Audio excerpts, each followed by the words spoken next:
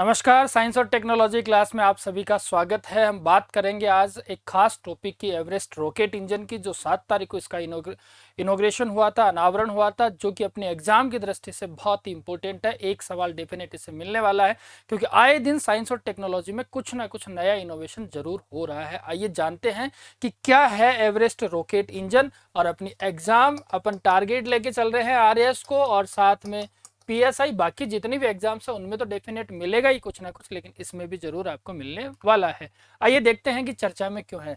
7 अगस्त 2026 को बेंगलुरु में startup एस्ट्रोस्पेस space technology ने एवरेस्ट इंजन का इनोवेशन किया। लो साहब, पहला सवाल तो यहीं से आ सकता है, कहां से होता है? तो आपको याद रखना बेंगलुरु से। बेंगलुरु से कहां से होता है? तो आप क्या कहेंगे कि एस्ट्रोस्पेस स्पेस टेक्नोलॉजी ने क्या किया है एवरेस्ट इंजन का। ये पहला निजी कौन सा है? FSC इंजन है, यानी कि full flow stage combustion engine है, जो कि भारत की स्पेस सेक्टर में निजी भागीदारी को बढ़ावा देगा। इसीलिए तो ये इंपॉर्टेंट है कि भारत का जो स्पेस टेक्नोलॉजी है उसमें अगर देखा जाए तो निजी सेक्टर में कौन है, तो एवरेस्ट इंजन क्या दे रहा है? एक नया बढ़ावा दे रहा है, जो कि वैश्विक स्तर पर इसकी हाई टेक्नोलॉजी जो रॉकेट है उसमें इंडिया क्या कर चुका है? एंट्री ले चुका है। क्योंकि अभी तक ये अगर देखा जाए तो रशिया के पास था, और ये भारत का जो एवरेस्ट इंजन है इसका इनॉग्रेशन कल हुआ था। एवरेस्ट इंजन क्या है? तो याद रखना 800 के एन थ्रस्ट क्षमता वाला रॉकेट इंजन है। सबसे पहले तो आपको ये याद रखना है, जिसमें लिक्विड ऑक्सीजन और मिथेन है ना, LOX, ये अपन ने पढ़ा था। सॉलिड और फिर लिक्विड जो फ्यूल है वो इस पर आधारित है। और ये क्या है? FFSC full flow stage combination तकनीक पर आधारित है। हाई कैपेसिटी रहेगी, इसकी दक्षता भी हाई है, और रीयूजेबल के लिए भी, यानी कि बार बार, जैसे चाइना ने अपने इंजन को उतारने के लिए क्या किया, बार बार इसका उपयोग कर सकता है, उसी तर्ज पर एवरेस्ट को भी रीयूज किया जा सकता है। अब बात करते हैं कि FFSC क्या है। तो फुल फ्लो स्टेज कॉम्बिशन एक अत्याधुनिक रॉकेट इंजन का साइकिल है। क्या है? साइकिल है, जो ईंधन और ऑक्सीडाइजर दोनों को गैस में बदलता है। सबसे इंपॉर्टेंट चीज, इसका काम ही क्या है? जो भी फ्यूल आपने उसको दिया है ना, जो भी ऑक्सीडाइजर आपने उसको दिया है उसको किस में कन्वर्ट करेगा? गैस में कन्वर्ट करेगा। फिर क्या करता है ये कि मुख्य दहन कक्ष में ये क्या कर जाता है? एंट्री ले लेता है, जिससे कोई भी प्रोपेलेंट व्यर्थ नहीं जाता। यानी कि आपने कुछ भी ईंधन दिया है वो क्या नहीं जाएगा? बेकार नहीं जाएगा, और इससे हाई एनर्जी का क्या हो जाएगा? प्रोडक्शन हो जाएगा, उच्च उत्पादन क्षमता इसमें आ जाती है। फिर ये काम कैसे करेगा? तो देखो, सबसे पहले चीज है कि लिक्विड प्रोपेलेंट है इसके अंदर। कौन सा है? लिक्विड प्रोपेलेंट, LOX, और इसके साथ में अगर बात करें तो मेथिन का उपयोग होता है, जिसमें 2 प्री बर्नर लगे होते हैं। प्री बर्नर का काम ही क्या है कि उसको ज्यादा से ज्यादा दहन क्षमता देना, ठीक है। फिर ऑक्सीडाइजर भी इसके अंदर अच्छे खासे हैं, और फुल जो फ्यूल रीच है वो कैपेसिटी भी ज्यादा है। ये दोनों गैस बनाकर टरबाइन चलाते हैं। कौन दोनों? तो जो प्री बर्नर है, प्री बर्नर में अगर देखा जाए तो फ्यूल भरा हुआ है, और ऑक्सीडाइजर भी अच्छे खासे हैं, तो ये दोनों क्या करेंगे? गैस बनाएंगे। और अंत में जो मुख्य कंबंसन चेंबर है उसमें इसका क्या होता है? आग, या ऐसे कह सकते हो कि जो पीछे से थ्रस्ट लगती है ना, उसी थ्रस्ट से तो वो क्या जाएगा? ऊपर की ओर उठेगा। अब ड्यूल जो प्री बर्नर सिस्टम है वो एक अलग अलग काम करता है। कैसे? कि जितने भी टरबाइन है उसकी कैपेसिटी को ज्यादा बढ़ा देगा, टेम्परेचर को बैलेंस बनाएगा, और इंजन क्या होगा? लॉन्ग एज पर डिपेंड करेगा। यानी कि इंजन लंबी अपनी एज है, आयु है उसकी क्या हो जाएगी? बढ़ जाए। क्यों? क्योंकि इसमें नुकसान की क्या नहीं है? कैपेसिटी कहीं पर भी आपको नजर नहीं आने वाली है, जिससे शून्य प्रोपेलेंट बर्बादी होगी।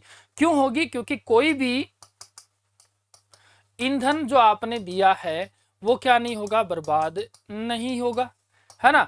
तो इससे क्या हो सकता है कि ये जो फुल फ्यूल वाला जो पार्ट है वो पूरा ईंधन का उपयोग करता है, थ्रस्ट ज्यादा मिलेगी, कैपेसिटी ज्यादा मिलेगी, और लागत में कमी आएगी। ये बहुत इंपॉर्टेंट चीज है, जिससे हाई प्रेशर और एफिशिएंसी का भी उपयोग हो सकता है, क्योंकि इसका जो कंबंसन प्रेशर है वो 300 बार से ज्यादा काम कर सकता है। बार, ये वो उपयोग वाला नहीं है, यानी कि इसका प्रेशर जो दाब है उसके ऊपर बात कर रहा है।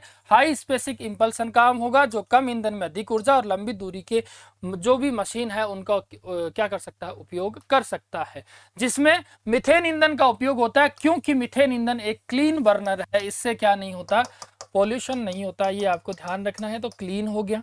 कार्बन का जमाव नहीं होगा क्योंकि कार्बन की कैपेसिटी इसमें कम होती है, तो कार्बन का जमाव नहीं होगा तो ये क्या हो सकता है कि उस इंजन को खराब नहीं होने देगा। और रीयूजेबल में क्या है, ये सहायक है। क्यों?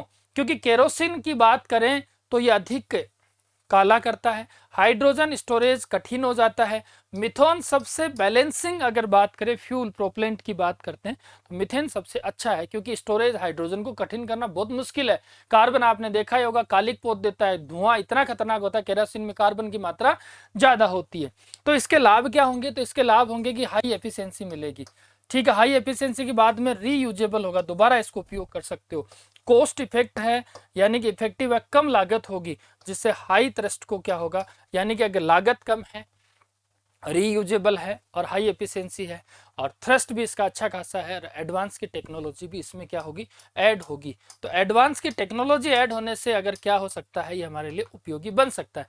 लेकिन सवाल है कि किसी भी चीज का कोई भी उपयोग होता है उसमें कोई ना कोई चैलेंज आते हैं। चैलेंज है complex design, high temperature control, advance material requirement, high cost, technical जो डिफिकल्टीज हैं, ये सारी चीज़ें हैं।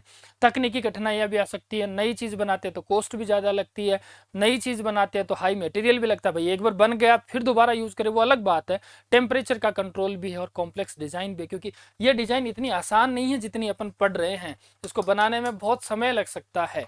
क्लियर? जो कि भारत के लिए एक निजी अंतरिक्ष को बढ़ावा दे सकता है, boost to private space sector को बढ़ावा दे सकता है। अब अगर ये चीजें और क्या है कंपनियां कर रही हैं तो इसरो पर निर्भरता हमारी कम हो जाती है, क्योंकि नए स्टार्टअप्स को अपॉर्चुनिटीज स्टार्ट हो जाती हैं, जिससे क्या होगा कि अपना जो development of space techno economy है, यानी कि इसका विकास होगा और वैश्विक प्रतिस्पर्धा में बढ़त मिलेगी। अब अपन एक ही चीज पर, इसरो पर ही डिपेंड रहे वो अलग बात है। अगर ऐसी चीज हो तो उसके लिए हम क्या कर सकते हैं, दूसरे पर भी निर्भर रह सकते हैं।